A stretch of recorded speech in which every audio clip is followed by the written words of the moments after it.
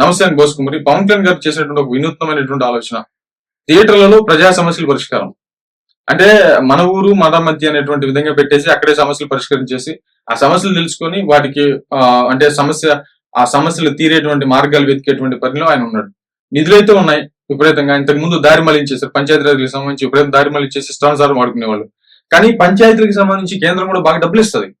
ఆ డబ్బులు ఎట్టి పరిస్థితుల్లో బాగా యూజ్ చేయగలిగితే ఖచ్చితంగా గ్రామాలు బాగుపడతాయి. గ్రామాలే కదా మామూలుగా రాష్ట్రానికి పట్టుకొమ్మలు, దేశానికి పట్టుకొమ్మలు అని చెప్పేసి పెద్దలు చెప్పినట్టుగా. కాబట్టి దాన్ని మెయిన్ గా చేసుకుని ఆయన ముందుకు వెళ్తున్నాడు. ఆయనకున్నటువంటి సమస్యల కోసం ఆగిపోకుండా ఏదో ఒక మార్గాన్ని ఎత్తుక్కొని తద్వారా ప్రజలకు మేలు చేసేటువంటి విధంగా ముందుకు వెళ్తున్నాడు. ఇది చాలా వినూత్నమైనటువంటి ఆలోచన. మామూలుగా మనం థియేటర్లో ఏం చేస్తాం, వెళ్తారు, విజిల్ వేస్తాము, మనకు నచ్చినటువంటి హీరో సినిమాలు చూస్తాం, అన్ని సినిమాలు చూస్తాం. మంచి నచ్చిన హీరో అయితే విజిల్ వేస్తాము, చొక్కాలు చించుకుంటుంటాం, విపరీతంగా ఎంజాయ్ చేస్తాం. అంటే మనం టికెట్ కొని సినిమా చూడటానికి మాత్రమే వెళ్తాం అక్కడికి.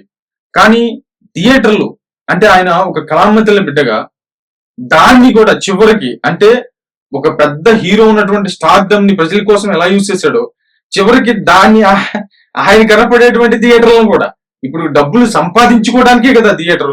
మామూలు వాస్తవంగా అయితే ఒక హీరోకి సంబంధించి డబ్బులు సంపాదించుకోవడానికి సినిమా వేస్తారు, డబ్బులు సంపాదించుకుంటారు.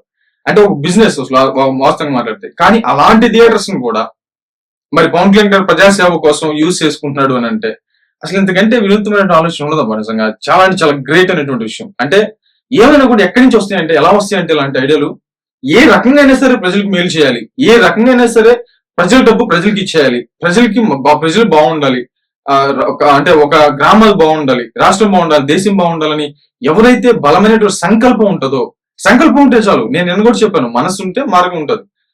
నీ దగ్గర డబ్బులు ఉన్నాయి, నువ్వు చేయాల్సినటువంటి మార్గం ఏంటి, ఇబ్బందులు ఉన్నాయి, వాటిని అధిగమించి ఖచ్చితంగా చేయొచ్చు. ఇంతవరకు ఈ రాష్ట్రంలో ఎన్నో ఏనుగుల దాడులు జరిగాయి, ఎంతో మంది చచ్చిపోయారు, ఎంతో కోట్ల రూపాయల సంబంధించినటువంటి పంట నష్టమైంది, ప్రజలు చాలా ఇబ్బంది పడ్డారు. 4 కుగ్గి ఏనుగులు తీసుకొచ్చేటువంటి పరిస్థితి ఇంతవరకు ఎవరు చేయలేకపోయారు. కానీ పవన్ కళ్యాణ్ గారు చేశారు.